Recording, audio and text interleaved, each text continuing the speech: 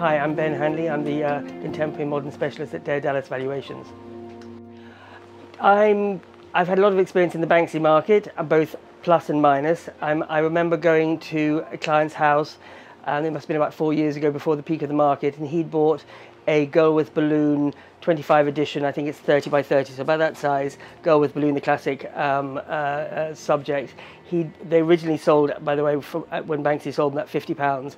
He'd bought it for 35,000, and that's what it was insured for. At the time, when I did a revaluation of it, it was 175,000. So it was a massive discrepancy. I mean, at the time, the price increases had gone up so much, I had to double check to make sure I was right.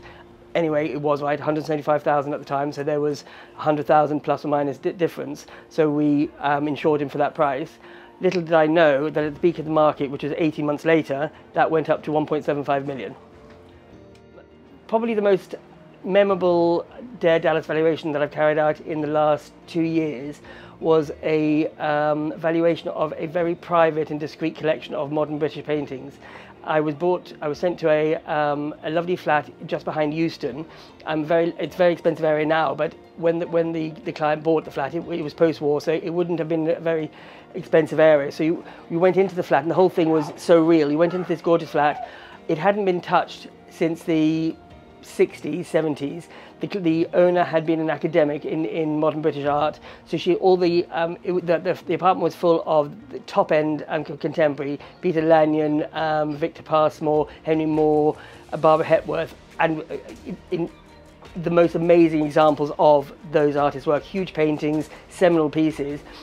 She'd been an academic and she'd written textbooks on these artists, so they'd been friends. So she put the collection together at the time. So it had never been an expensive collection, but they were friends. She'd done work for them and they'd given her art. She'd bought things when they were relatively cheap.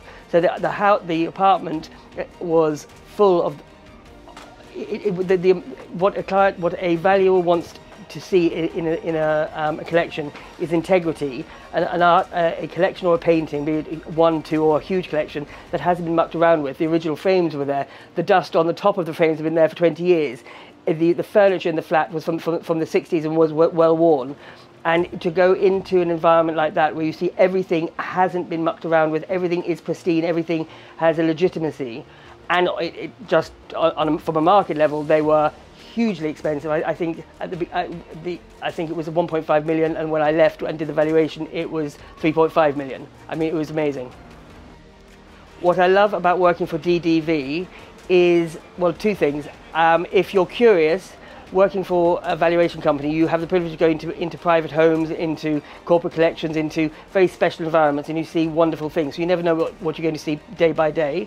That's one. And number two, at a slightly more emotional, slightly soppy level, I love working with the team. I mean, the company has hired some of the best brains in the business. I say that, and I hope I'm one of them. But there's an amazing ethos in the company that, quite frankly, it's a pleasure to go to work every day.